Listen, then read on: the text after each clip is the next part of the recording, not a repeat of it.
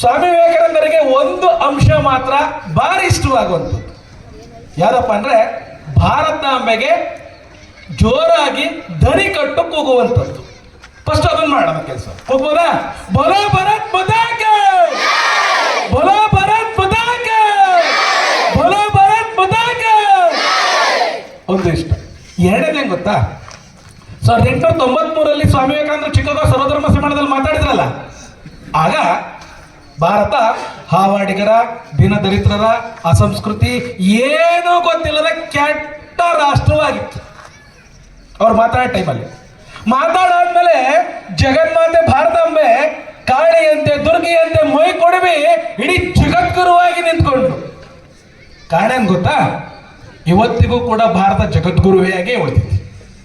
ಉದಾಹರಣೆ ಹೇಳ ಏನಂತ, ಸಿಂಪಲ್ ಉದಾಹರಣೆ ಐತಿ ಕೇಳಿಸ್ಕೊಂಡ್ರೆ, ಭಾರತದಲ್ಲಿ ಅತಿ ಹೆಚ್ಚು ಹತ್ತಿಯನ್ನು ಬೆಳೆಯುವ ರಾಷ್ಟ್ರ ಭಾರತ.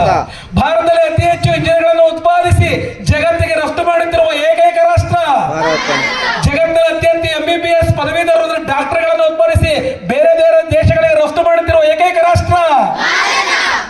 ಕೆಲವು ಸೂಪರ್ ಕಂಪ್ಯೂಟರ್ಗಳನ್ನು ಅದ್ಭುತ ರೀತಿಯಲ್ಲಿ ಬಳಸಿದಂತ ಏಕೈಕ ರಾಷ್ಟ್ರ. 64 ಕ್ರಯೋ ಇಂಜಿನ್ಗಳನ್ನು ಬಳಸಿ ರಾಕೆಟ್ ನ ಮೂಲಕ ಉಡಾವಣೆ ಮಾಡುತ್ತಿರುವ ಏಕೈಕ ರಾಷ್ಟ್ರ. ಕೇವಲ ಆಟೋ ಚಾರ್ಜ್ ನಲ್ಲಿ ಮಂಗಳಯಾನವನ್ನು ಪೂರೈಸಿದ ಏಕೈಕ ರಾಷ್ಟ್ರ. ಅತಿ ಹೆಚ್ಚು ಚಿನ್ನವನ್ನು ಹೆಗಲ ಮೇಲೆ ಹಾಕಿಕೊಂಡು ಓಡಾಡುವ ಹೆಂಗಸರನ್ನು ಹೊಂದಿರುವ ಏಕೈಕ ರಾಷ್ಟ್ರ. ಇಂತಹ ರಾಷ್ಟ್ರ ಎಂತ ರಾಷ್ಟ್ರ?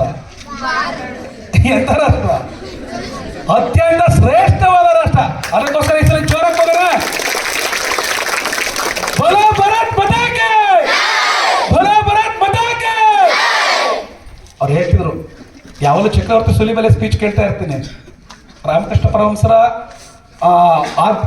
ಆಹ್ವಾನ ಮಾಡ್ಕೊಂಡು ಮಾತಾಡುವಂತ ವ್ಯಕ್ತಿ. ಆದ್ರೆ ತುಂಬಾ ಜನ ಮಾತಾಡ್ತಾರೆ.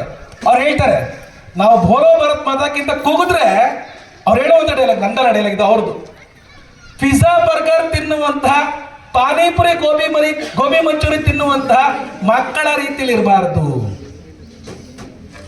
ರೊಟ್ಟಿ ತಿನ್ನುವಂತಹ, ಮುದ್ದೆ ತಿನ್ನುವಂತಹ, ಜೋಳದ ಗಂಡು ಬಿಟ್ಟಿದ ನಾಡಲ್ಲಿ ಹುಟ್ಟಿದಂತ ಗಂಡು ಗೊಲಿಗಳ ರೀತಿಯಲ್ಲಿ ಇರಬೇಕು ಅಂತ ಹೇಳ್ತಾರೆ. ಈಗ ನೋಡಕ್ ಹೋಗೋಣ. ಬೋಲೋ ಭಾರತ್ ಮಾತಾ ಕಿ, ಬೋಲೋ ಭಾರತ್ ಮಾತಾ ಕಿ. ಈಗ ಸ್ವಾಮಿ ವಿವೇಕಾನಂದ ನಿಜವಾಗ್ಲೂ ಖುಷಿ ಆಯ್ತು. ಅರ್ಥ ಆಯ್ತಾ? ಅವರಿಗೆ ಖುಷಿ ಆಯ್ತು ಅಂತ ಹೇಳಿ ಇಷ್ಟಪಡ್ತಾ